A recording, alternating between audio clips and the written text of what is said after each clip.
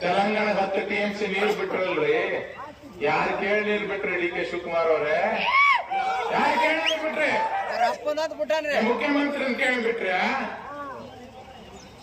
ಏನೋ ಇವ್ರು ತೆಲಂಗಾಣಕ್ಕೆ ಹೋದಾಗ ಇವ್ರು ಪ್ರಚಾರಕ್ಕೆ ಹೋಗಿ ಅಲ್ಲಿ ಗೆದ್ದಿಸಿದ್ರಂತ, ಉಸ್ತುವಾರಿ ಇದ್ರಂತ, ಅದಕ್ಕೆ 10 TMC ನೀರು ರಾತ್ರಿ ಬಿಟ್ಬಿಟ್ರು.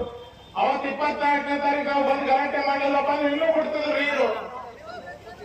1 TMC ನೀರು ನಾವು ಕೊಯ್ನಾ ಡ್ಯಾಮ್ ಇಂದ ಬಿಡಿಸ್ಬೇಕಾದ್ರ ಅವಾಗ ನಾವು 5 ಕೋಟಿ ರೂಪಾಯಿ ಕಳಿಸಿದ್ವಿ.